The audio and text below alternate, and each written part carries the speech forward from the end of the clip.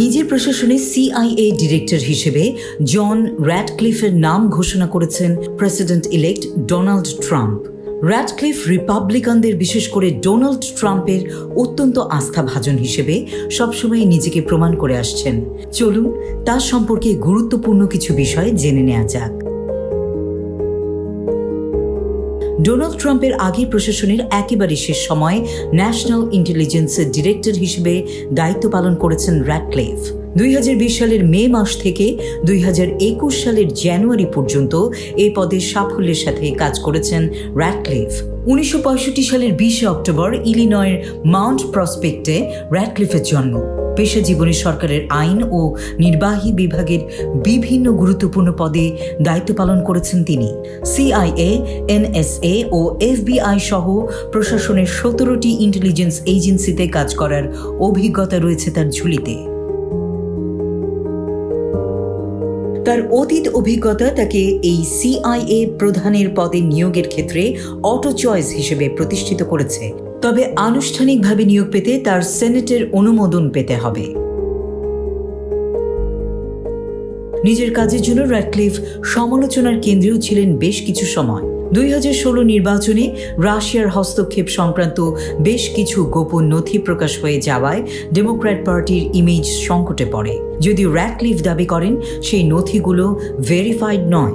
এরপর হান্টার বাইডেনের ল্যাপটপ কাণ্ডে জড়িয়েও সংবাদের শিরোনামে আসে র্যাডক্লিফের নাম।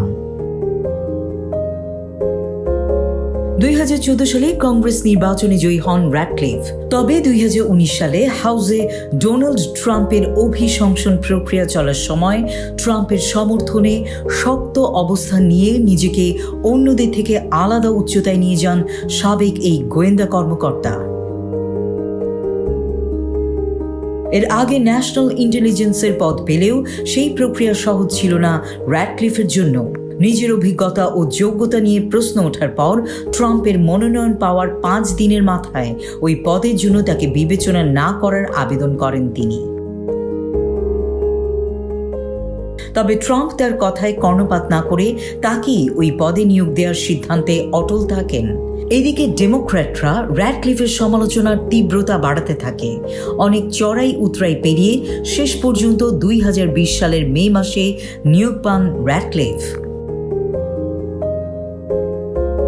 চায়নাকে আমেরিকার সবচেয়ে বড় হুমকি হিসেবে মনে করেন ট্রাম্প প্রশাসনের প্রথম সারির কর্মকর্তাদের মধ্যে র্যাডক্লিফ অন্যতম।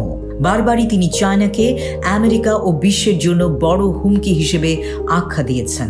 ট্রাম্প আবারও দেশের প্রেসিডেন্ট হওয়ায় চায়নার সাথে নতুন করে শুল্ক যুদ্ধ শুরুর আশঙ্কা তৈরি হয়েছে। আর এই ক্ষেত্রে প্রশাসনকে সামনে থেকে নেতৃত্ব দানকারীদের তালিকায় থাকতে পারেন র্যাডক্লিফ। ফলে আমেরিকা চায়না সম্পর্কে গুরুত্বপূর্ণ ভূমিকা রাখতে পারেন এই গোয়েন্দা বিশেষজ্ঞ।